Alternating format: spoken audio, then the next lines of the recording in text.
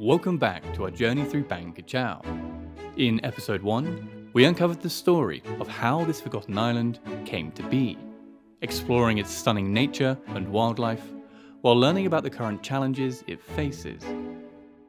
But that story continues in episode 3, when we return to Bang Kachao at nightfall to uncover one man's mission to save the island. For now, we set that aside as we explore the island of Bang Kachao and take a dive into some of its unique attractions. We return to the southeastern side of the island, to one of my favourite places. And though many attractions on the island are hidden from sight, this next place I could smell from a mile away.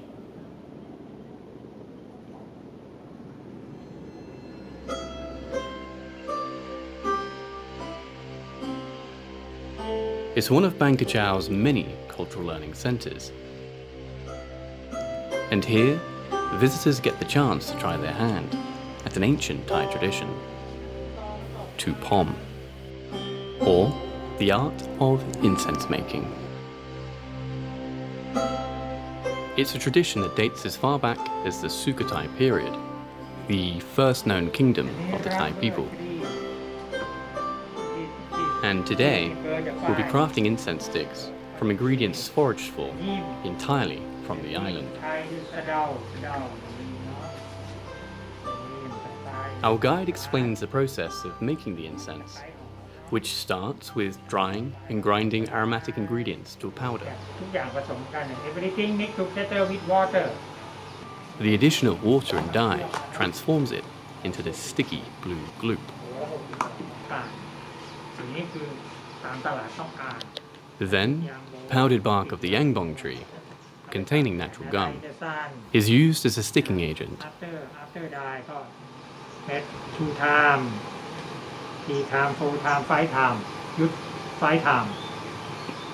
dry in the sun.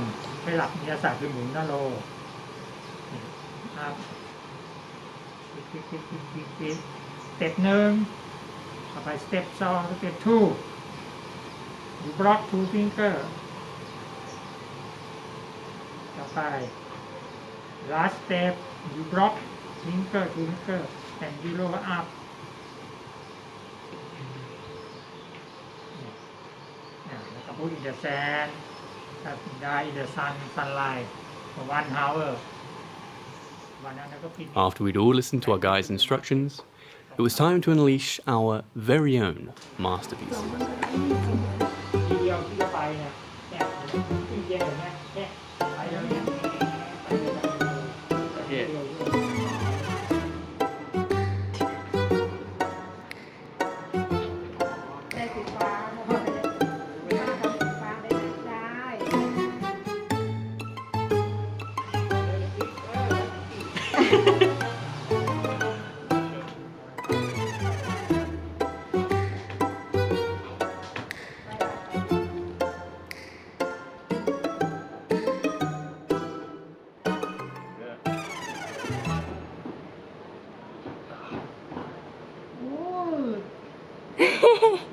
Come on.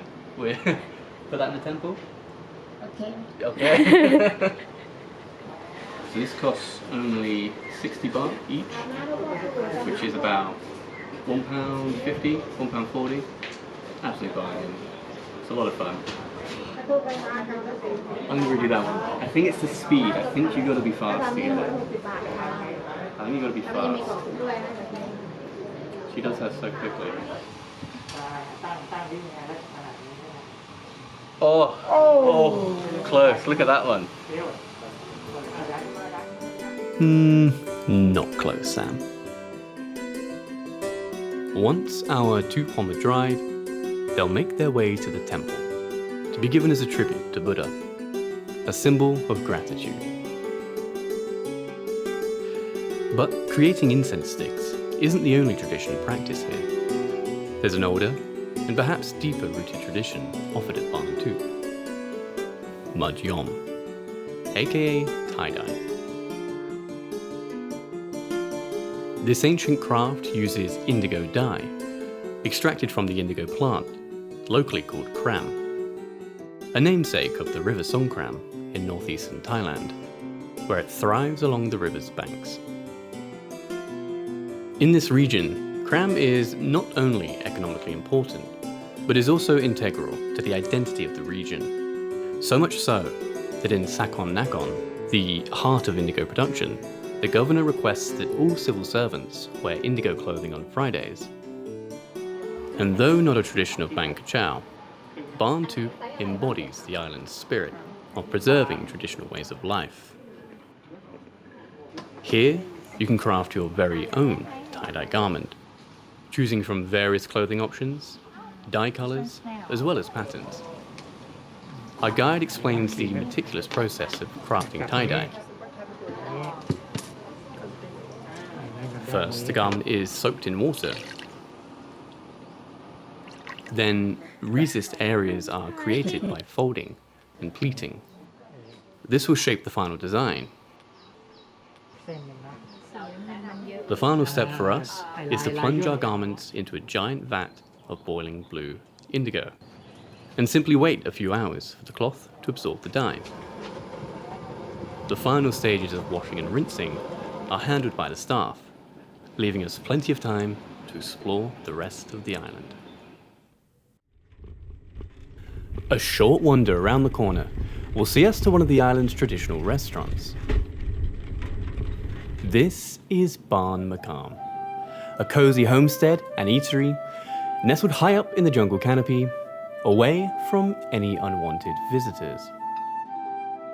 Now, it's a place I come to eat at all the time, and given that the island was isolated for a couple of centuries, a lot of the food served here harkens back to a time when Bangkok was just a tiny village on the bank of the meandering Chao Phraya.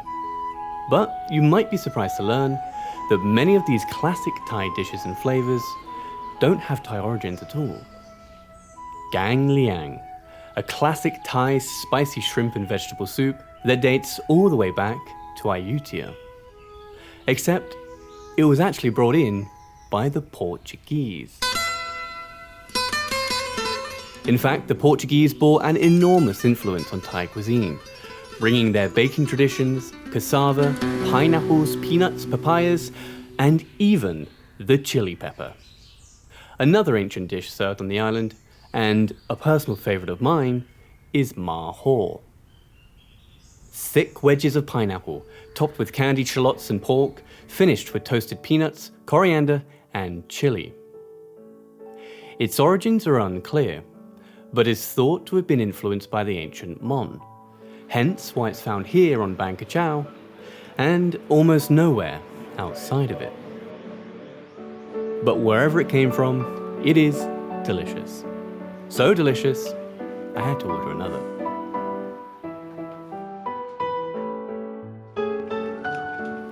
Now, if that wasn't enough food, we're heading further inland now, to the most popular attraction on the island, and what many would call the beating heart of Bang Kachao. This is the Bang Nampung floating market. Hundreds of food stalls line the canal, and local vendors gather here to showcase their specialty foods.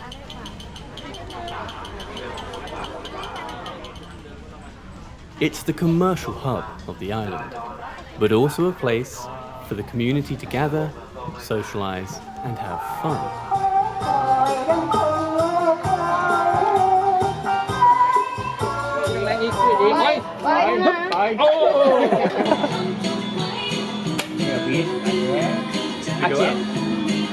Oh, there's nothing in there. Yeah! Load and stop.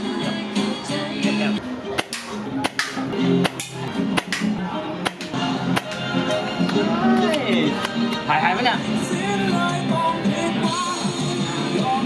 Whoa! For the street food enthusiast, this place is absolute heaven. Now, it is... We probably picked the hottest day of the week to come, but it's only open weekend, so didn't really have much of a choice. I'll flip it around, we'll see what's here.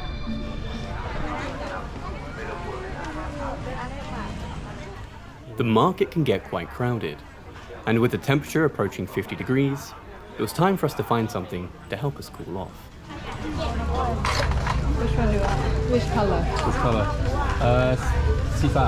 Yeah.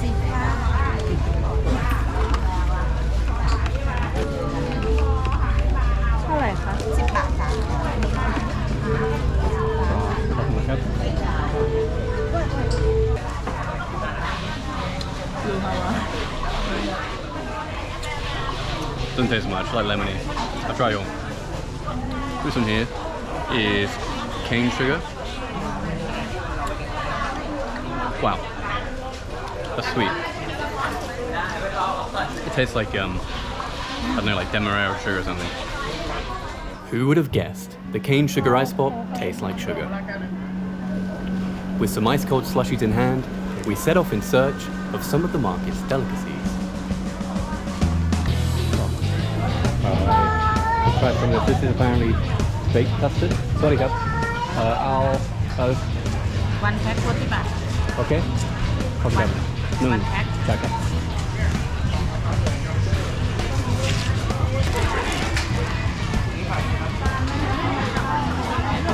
We'll eat the whole thing. No, eat only the yellow part. All right, so it comes wrapped in like either like a dry leaf or something. A palm leaf. Only supposed to be the yellow part. Kind of dry.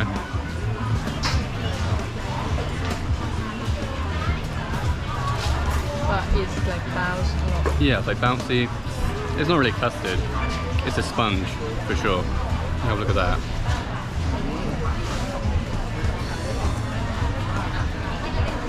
It's more of a sponge, kind of sweet. Strange flavour, but quite dry. I don't think I'd get that again. This here is a Thai dessert, coconut sweet. Kind of, I don't know, like a jelly. Crossing the jelly and custard. So anything we want to try? I don't know. Apparently this is the best one. With corn on it. Actually, I don't want the one with corn on it. So yeah, okay. I'm a bit nervous. I think that's taro. Taro. Okay. So I've been given the taro one, which is a type of sweet potato, right? This one.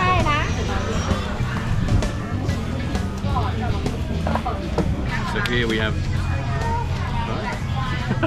So I just little boy just threw something in my leg. We have some tukor, which is if I can get it open. Oh yeah. So it's kind of like a coconut custard. It's quite gelatinous and wobbly. Let's see how it tastes. Been nervous for this one.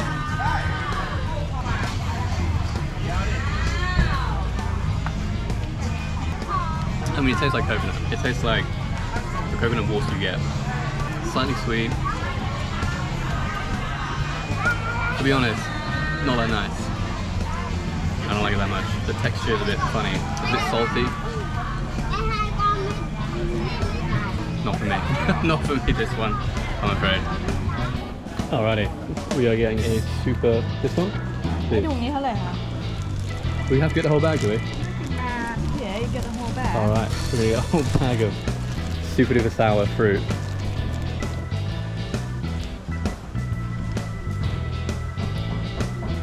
Wow. Oh, the flavour is actually pretty good, but it's just incredibly sour. After trying many weird and wonderful foods, it was time to find something a little more to my taste. Good. คุณอยากได้ Okay, so we have got some grilled pork and lemongrass. It smells so good. Coming past it, I had to get some. Let's see how it tastes. Oh, that is really good. That is really good. It's like smoky barbecue. It's so tender. It's honestly really, really good.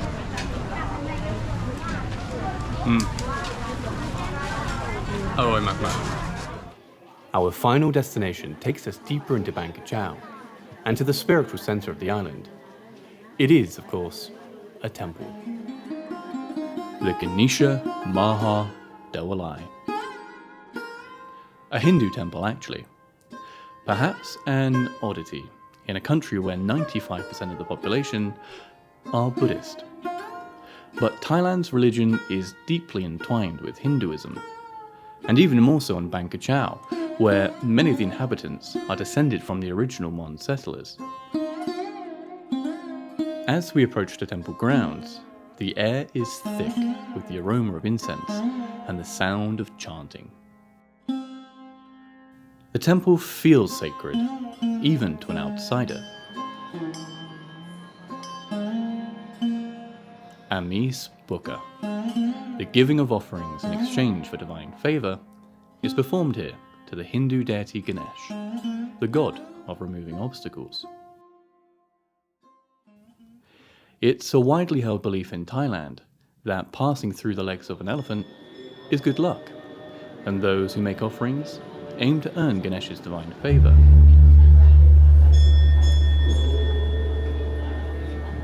The worshippers look up Ganesh in prayer, hopeful of receiving boons. And Ganesh points his hand outward in Virada, bestowing boons and generosity.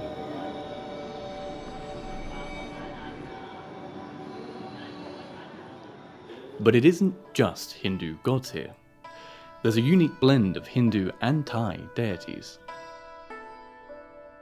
Tao Wasuwan stands guard, towering over the temple grounds. He is considered to be the Lord of Spirits, who controls all ghosts and demons and guards the gates of hell.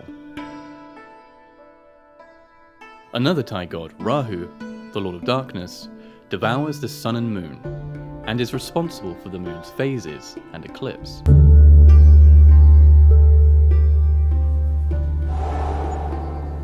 And then this entire area is devoted to the Naga Raja. In Buddhism, Nagas are a race of serpent demigods, symbols of water that can control rain and are sworn to protect Lord Buddha. They exist in a variety of colours, each symbolising a unique aspect. The worshippers here stuff money into the mouths of the Naga, embrace them, and also rub their wallets along their bodies.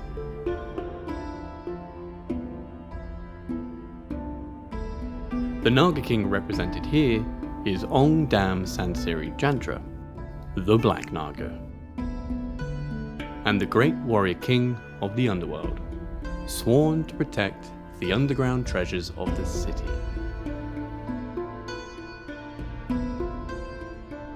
With the day drawing to a close, that's all we had time for, and much of Bang Kachao remains undiscovered. But that's the joy of this island. You'll keep finding new places to see and things to do. But before we depart for the mainland, there's one thing I almost forgot to do. Yeah, my name. Join me in the next episode as we return to Bang Kachao during the hours of darkness, where we'll learn about the sickness that is creeping over the island and follow one man's mission to save Bang Kachao.